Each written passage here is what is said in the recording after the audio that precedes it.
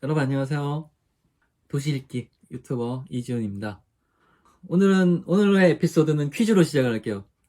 세계에서 제일 작은 나라는, 가장 작은 나라는 퀴즈 많이 나오죠. 네, 바티칸이죠. 그런데 사실 바티칸은 엄밀하게 말하면 대통령이 있는 거 아니잖아요. 나라가 아니죠. 나라가, 엄밀하게 말해서 나라가 아니기 때문에 종교 조직이라고 할 수 있겠죠. 네. 그래도 흔히 이제 바티칸을 가장 작은 나라라고 얘기를 하는데, 사실은 더 작은 나라 같은 곳이 있어요. 네. 어디냐? 몰타 기사단입니다. 이 몰타 기사단도 어차피 나라는 아닌데, 그러니까, 바티칸 같은 식이죠. 나라가 되지 않은 그냥 단체인데, 하지만 주권을 가지고 있는 것으로, 국제적으로 인정을 받아요.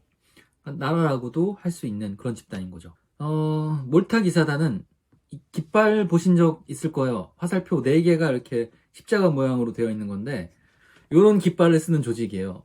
보신 적 있으실 거예요. 네. 그 십자가 모양의 깃발을 쓰는 이유는 당연히 종교적인 집단이기 때문이죠. 네. 이 몰타 기사단의 기원은 그 옛날 1000년 전 바로 그 십자군 전쟁으로 거슬러 올라가요.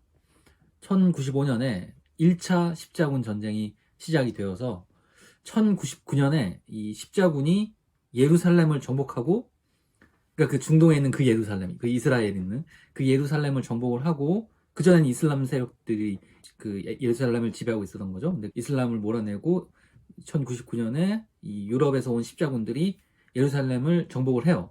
그리고 나서 그 예루살렘에다가 예루살렘 왕국이란 나라를 세워요. 기독교 왕국인 거죠.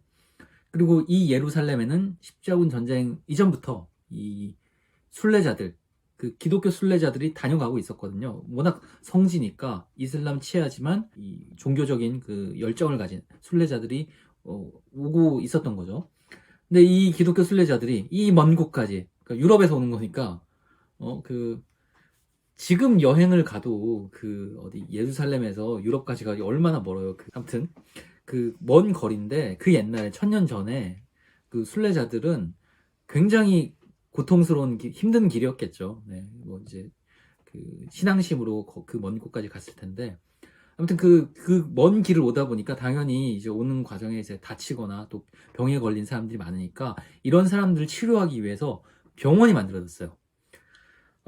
그 병원이 그 전부터 있다가 이제 1099년에 십자군이 예루살렘을 정복하고 나서는, 그러니까 이제 기독교 세력이 이 예루살렘을 지배하게 되니까 이 병원이 더 확장이 된 거죠. 그러면서 기사단이 만들어져요. 그리고 정식 명칭은 이제 성요한 기사단으로 불리게 된 거죠. 근데 그러고 나서도 이제 그 구호 활동, 이 치료 활동을 계속 하니까 병원 구사단, 병원 기사단, 또 구호 기사단 이런 이름으로 불리게 되었습니다. 그러다가 이, 이 예루살렘이 1187년에 이슬람에게 다시 정복을 당하게 돼요. 요 내용은 사실 영화 보시면은 그 킹덤 오브 헤븐이라고, 그 영화를 보시면 이 과정을 잘 나와요. 그 마지막 장면이. 근데 예루살렘이 이슬람의 정복을 당하면서 다시 재정복당하면서 그 유럽인들은, 십자군들은 다시 그냥 자기 나라로 돌아가야 되는 거죠. 예루살렘 잃어버렸으니까. 그래서 대부분 다 자기 나라로 돌아가는데, 이 성 요한 기사단은 이 빼앗긴 성지를 꼭 다시 찾아야겠다, 재탈환해야겠다라고 다짐을 하면서 각자의 집으로 돌아가지 않고 그 예루살렘 근처에 머물게 돼요. 그래서 이 머물렀던 곳이, 주둔을 했던 곳이 바로 지중해 동쪽에 있는 로더스 섬이었어요.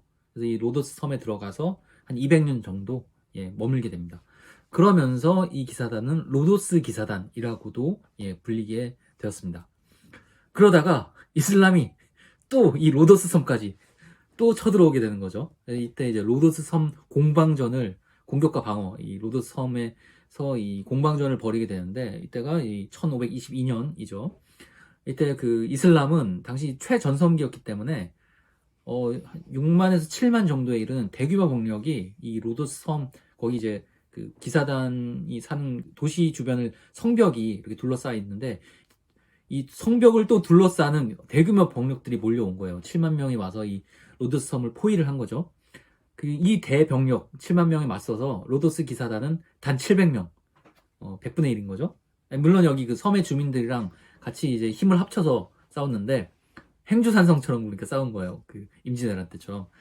근데 섬 사람들 다 합쳐도, 그러니까 이 섬 주민들도 기독교인들이니까 이 섬이 이슬람에 함락되면은 당장 위험해지는 거죠. 그래서 힘을 합쳐 싸우는데 그래봤자 이제 7천 명 정도밖에 안 됐다 그래요. 그래서 7만 대 7천, 이게 10배가 되는 그 적을 향해서 이 성을 방어를 하게 되는데 이거를 막아요. 네, 이 공격을 막아내서 6개월 정도 동안 이 이슬람군을 막게 됩니다. 그러다가 이제 한계가 오니까 결국에는 그 이슬람이랑 그 기사단 쪽에서 주민들, 섬에 있는 주민들을 해치지 않겠다라는 조건을 내걸고 이 기사단이 로도스 섬을 떠나게 되는 거죠. 잘 싸우고 한계까지 와서 영예롭게 패배를 하게 됐던 거죠. 그래도 패배한 건 패배한 거니까 일단 당장 기사단 입장에서는 살 곳이 없어졌잖아요. 그래서 또 정처 없이 유랑 생활을 이제 하게 된 거죠. 그러다가 1530년 이태리 그 바로 밑에, 이태리 반도 바로 밑에 몰타라는 섬에 이 정착을 또 하게 돼요. 이때부터 다시 또 몰타 기사단이라는 이름을 갖게 된 거죠. 이 몰타에 있을 때도 이슬람 세력이 또 침공을 해요. 네, 또 침공을 했는데 이것도 죽기 살기로 또 버텨냅니다. 네. 근데 결국 이 몰타에서도 쫓겨나요. 근데 이건 이슬람 때문이 아니고 나폴레옹이 와서 그 나폴레옹이 쫓아내는 거죠. 이 프랑스 혁명이 일어나고, 우리 나중에 파리 얘기할 때 더 얘기할 거예요. 네, 프랑스 혁명이 일어나고 나폴레옹이 황제가 되고, 그러고 나서 이 나폴레옹이 이집트 원정을 가게 되는데 이집트 원정 가는 길에 이 몰타 섬에 들렀다가 그냥 섬을 점령해버려요. 그냥. 네. 그렇게 되니까 이 기사단은 또 이 정처 없이 떠돌아다니다가 1834년 마지막으로 로마에 정착을 하게 된 거죠. 그리고 이때부터 이 기사단이 그 기사단이라는 명칭은 유지를 하지만 더 이상은 군사적인 활동, 막 말 타고 막 창 휘두르고 칼을 휘두르고 막 창 던지고 이런 군사적인 활동은 하지 않게 된 거죠. 사실 유럽이 이제 세계를 제패했으니까 기사단이 이슬람이랑 싸울 필요가 없어요. 네. 유럽 제국주의 국가들이 이제 군대를 보니까 그럴 필요가 없는 거죠. 그래서 이제 이 기사단은 군사 활동 대신에 의료 활동, 구호 활동, 원래 하던 이 활동들의 전력을 다 하게 된 거죠. 뭐 말하자면 이제 칼 대신 이 메스를 들고, 이분들이 또 다 의사는 아니에요. 네. 하여튼 이 봉사 활동, 구호 활동에 힘을 쏟게 됩니다. 그렇게 돼서 이 본부를 로마 안에 두게 됐는데, 그래서 이 병원 기사단, 몰타 기사단은 로마의 한 건물에 있는 세계에서 가장 작은 나라로 인정받게 된 것이죠.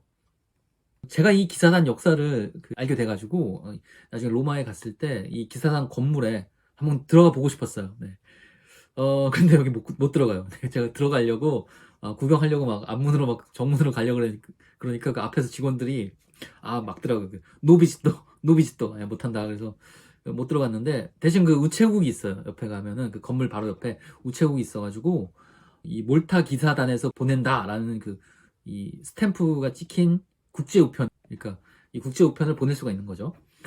그러니까 몰타 기사단이랑 우편 협약을 맺은 국가들이 있어서 그 가입국들끼리는 기념으로 그러니까 여행객들이 와서 자기 집에다가 자기한테 이 기념으로 엽서를 막 보내는 거죠. 네.